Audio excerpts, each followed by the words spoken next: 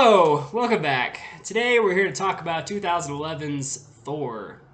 So starting off with the plot and story, I like a lot of the concepts and themes of the movie. I don't think everything worked super well, but I like how deep they went with a lot of the themes of the movie. I liked the story. I liked a lot of it. I mean, there were definitely some flaws, and not everything made a ton of sense. And I will say, I had remembered him being on Earth and more happening. It felt like not. It felt like it wasn't on Earth for very long. That's This big last problem. time that I watched Yeah. it. This last time I watched it, it felt like he went from not being at all worthy for the power of Thor to being very worthy for the power of Thor real quick. Within a night. Yeah. It was like one day. I had remembered it being longer than that last time I'd watched it, but since we just watched it, it's real quick. It's real fast. That's one of the issues I have, is it felt like, this is kind of a theme I have for this movie, it felt like they had a lot of really good material, but they didn't have enough time to explore it, so it just felt really rushed. So just for those of you who don't remember Thor, the story is basically, or have never seen Thor, I guess, yeah. Yeah, really though.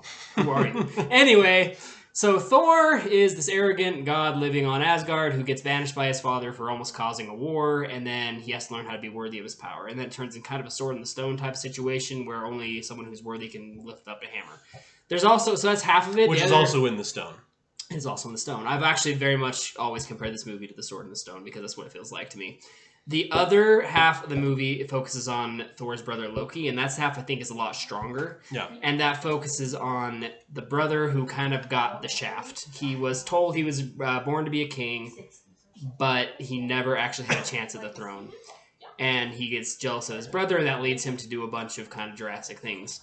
And Jurassic things? drastic is the word I'm looking for. Jurassic measures. So... a lot of dinosaur things. Yes, can you edit dinosaurs over? A lot of dinosaur things.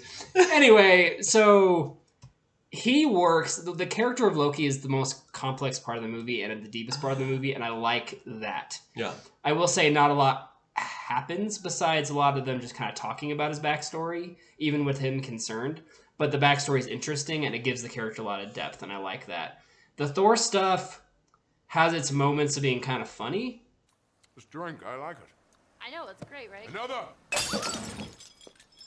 Sorry, Izzy, little accident.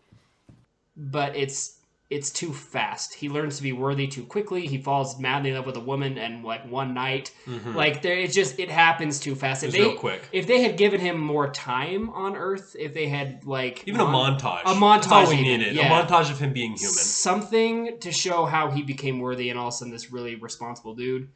That would have made it a lot better, because it's hard to believe that all that happened in 2 days, you know? Yeah, 100%. I docked it for that reason. I gave it a 4. I enjoyed the story. I thought it was a strong story. It had its flaws, but for the most part, I enjoyed every part of it. It just could have been better. Yeah, I gave it a 3.5. A lot of it to do with like the timing of everything, but the other issue I had with it is that there just felt like they had a lot of downtime where nothing happened. That's true. And it's like, if you have all these deep themes like they have with brother jealousy and Thor trying to learn to be worthy of his power and all these things, you should really fill that time with things actually happening rather than just a lot of talking. Mm-hmm. And that's what it felt like to me. So I gave it a 3.5. It's good. I wish they'd done it a little bit better.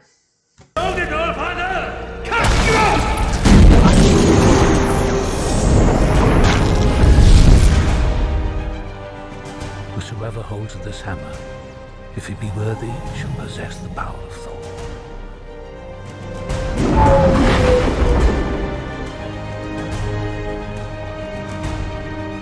The characters in this movie, okay, all of the main characters I liked watching.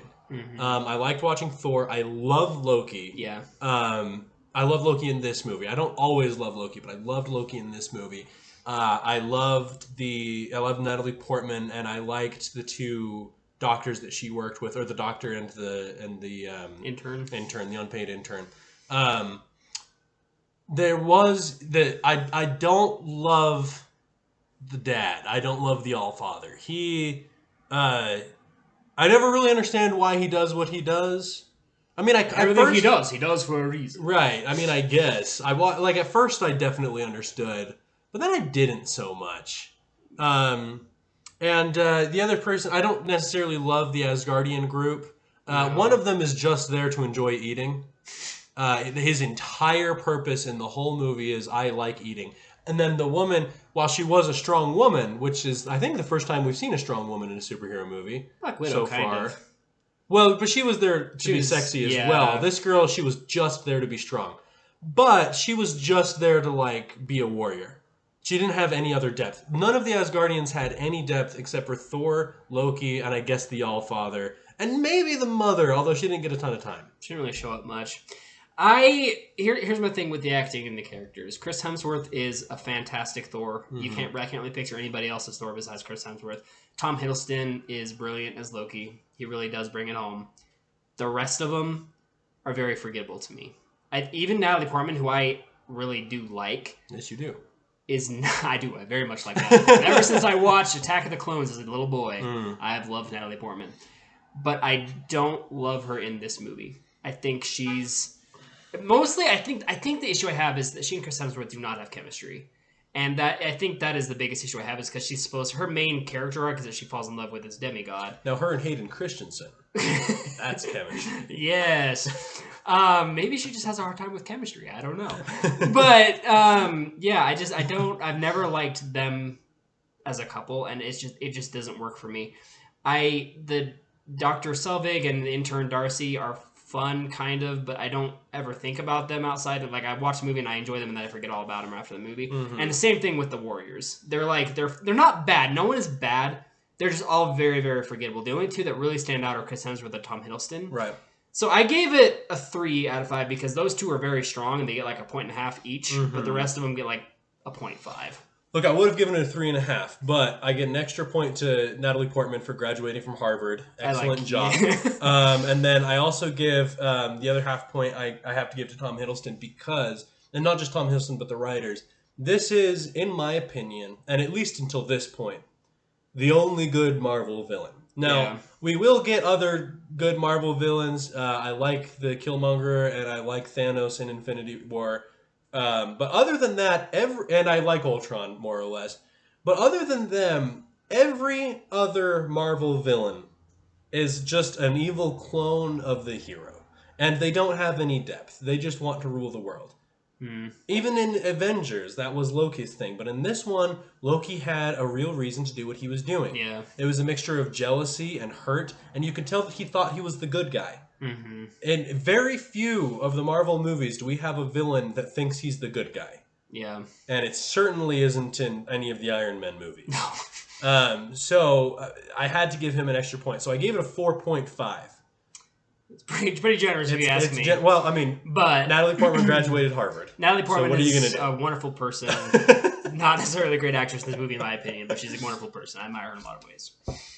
Be what I was from the beginning. Why didn't you? You're my son. I wanted only to protect you from the truth. Well, because I'm the monster parents tell their children about at night? You know, it all makes sense now why you favored Thor all these years. Because no matter how much you claim to love me, you could never have a frost giant sitting on the throne of Asgard.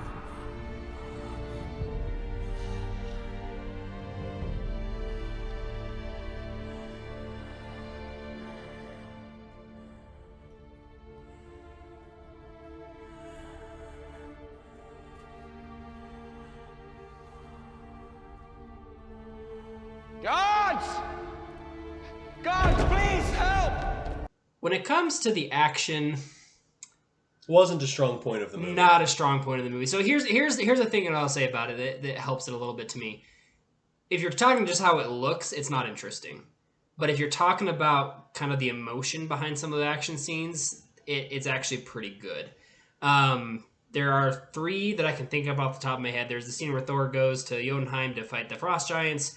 And that's fun, kind of, because it's fun to see him showcase his powers and see how, like, unstoppable he is. Right. And then there's the scene where he's breaking into S.H.I.E.L.D. to try to get his hammer back. Which is a good scene. That's probably the highlight of the movie. I think it's an okay scene. I like that there's the emotion of him trying to get the hammer and seeing the devastation on him when he can't. That's the best part of that whole scene to me. The fight, the action itself is okay, but I like, if it comes to like action of that, I prefer the Frost Giants, honestly. But the scene I like the most actually is the final battle between him and Loki, and it's not because it's super interesting to watch, but it's because the drama behind it is very strong. Yeah. You see these brothers who have grown up together, and they just have gone two different ways, and they're realizing just how different they are now, and they're just hashing it out. And then the sacrifice that Thor makes at the end, where he breaks the bridge, was really strong when this movie first came out. I remember actually loving that scene. It kind of got ruined in the Avengers when Thor just shows up again. Right. But for this movie, you just look at this movie and like Loki shouts, "You'll never see her again," and you can see there's the devastation on it, but he does it anyway. That is a heroic move right there, and I really like that scene. I like that moment. So the final battle is actually what stands out the most to me, not because it looks great, but because it's strong emotionally.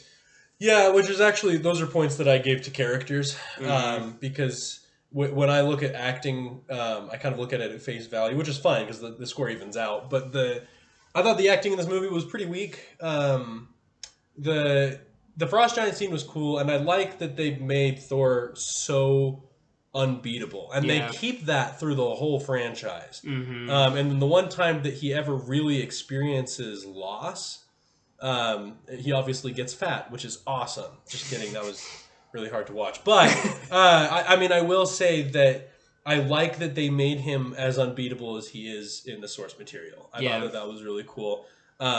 And I would agree that the Frost Giant, I think that the action scenes get weaker as far as like fun to watch goes, as far as like just like turning off your brain and watching people punch each other. I think that they start off pretty strong and then they get progressively weaker. Yeah. There's also the scene where he fights the giant metal robot. Oh, I forgot about that. So the order, it just gets worse as the movie goes on, because the Frost Giant scene was really good. It was really exciting. You get to see him throw a hammer, which is awesome. Big fan of hammers. And then in the second scene, the next fight scene that you see is when he goes to retrieve his hammer.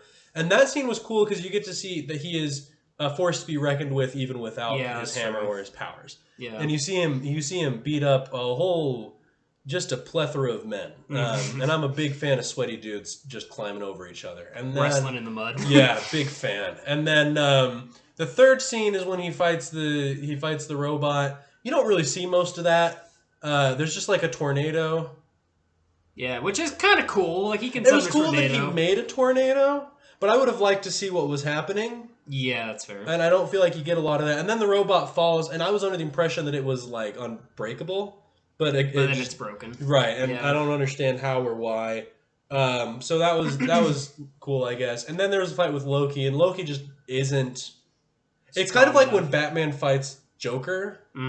Like you know that Loki can create issues, but you know that he's not going to win. Yeah. Like you know that there's no way that he physically overpowers Thor. Yeah. And so it was just kind of boring. I mean, again, they had the emotional aspect of it, but like I gave those points to the story and characters, so I can't give them here as well. So I gave the acting like a 2.5, borderline 2, but I gave it a 2.5. I gave the action 3. Did I say acting? You said acting. I meant action. Yeah, he gave the acting much higher than that. I gave the action a 3. I think that I give it some points. I give probably which is fine. Yeah, just for the emotional of it, but it's not interesting to watch. And if I think about action, Thor is not my go-to. It's just not it's not as interesting. At least make it a challenge for me.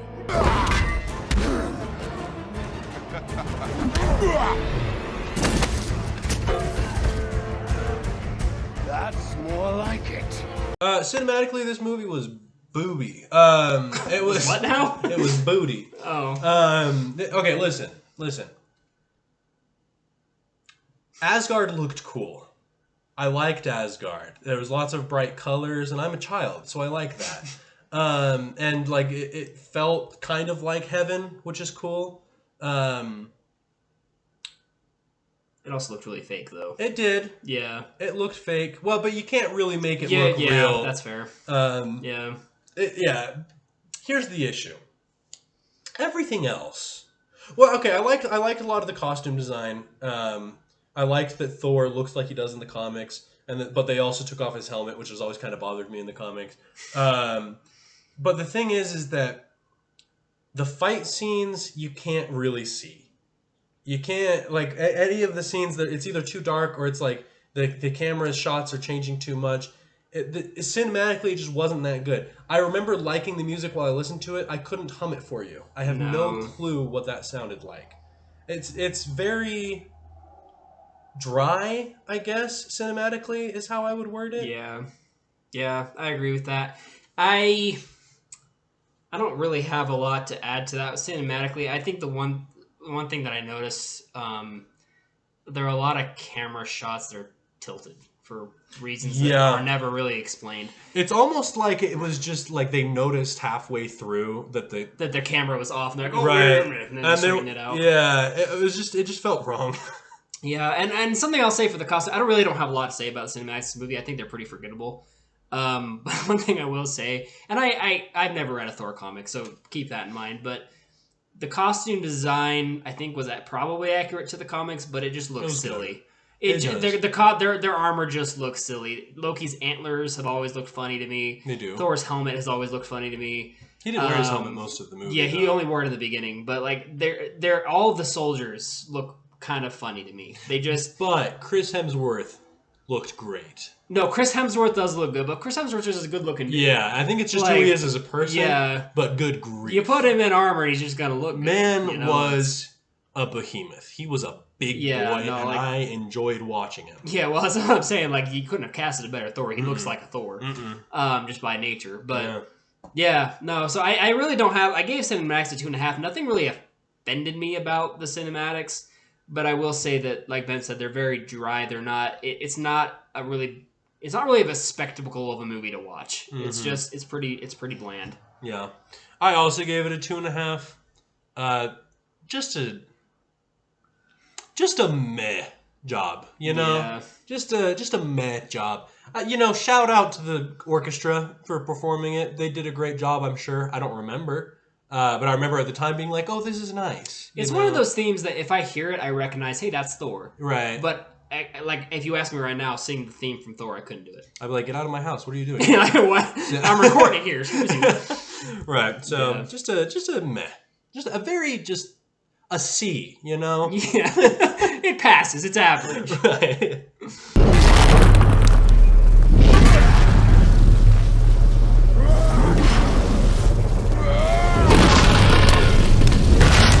What are you doing? Destroy the bridge! You'll let us see her again!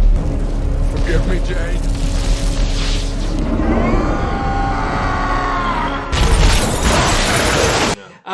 Entertainment.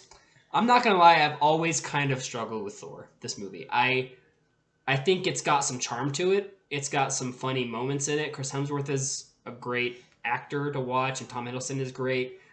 But it's got a very dry tone to it throughout most of the movie. There's a lot of nothing that happens, a lot of downtime, and I've never found myself all that incredibly entertained by it. There are certainly movies that I have a harder time sitting through than this one. But this is not a movie I find all that rewatchable. Like, I really only watch this if I'm going on a journey like I am right now. Yeah, that's fair, yeah. I never just turn on Thor. It's okay. It's just not something that I would find as, like, really entertaining to watch. I find this movie more entertaining than the second Iron Man, but less entertaining than the first Iron Man. What about The Incredible Hulk? I find it more entertaining than The Incredible Hulk, but less entertaining than The Hulk. No, I'm kidding. Oh, shoot! That would have been terrible. It was good. It was good. I enjoyed it. When I watched it, when we just got out of it, I was like, man, what an enjoyable movie. But I don't want to watch it again today. No. And I don't think I'll want to watch it again next week, and I probably won't want to watch it again for a very long time. So it does not stand the test of time. But that said, while I am watching it, I don't get bored, which is more than I can say for several other movies. So I gave it a 3.5. I gave it a 2.5. It's kind of in the middle for me. I can watch it. I get a little bored while I watch it, and I never crave watching it, but it's fine. Yeah, I don't think I've ever been like, you know what I want to do today? I want to watch the movie Thor. No, I've definitely never said that. With all that said, when I average all my scores together, I give it a 2.9. almost to the point, because I consider anything in the 2s as being watchable and anything in the 3s as being good. It's almost good. It's not quite there, but it's almost there. So that's kind of where I would put this one. I'm a little easier on it. I give it a 3.4. I think this is probably the biggest difference we've had in a long time. I enjoy it. I consider it to be a good movie. I don't consider it to be a great movie. No. Anything 4 and above is a great movie. It's a good movie.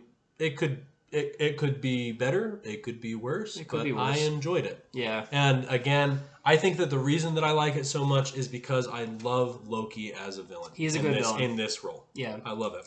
He definitely steals the show, for sure. 100%. Our score together for 2011 Thor is a 3.15. Now, tune in next week for 2011's X-Men First Class. X-Men First Class. X-Men First Class. That's what we'll be watching this week. So tune in next week. Thank you so much for watching, and we'll talk to you later. Bye. Bye. Can you see her? Yes. I have the particle detectors. Darcy, do you have the shield satellite codes? Yeah. Have you seen my taser? How is she? In the car. Come on, Jay. She searches for you.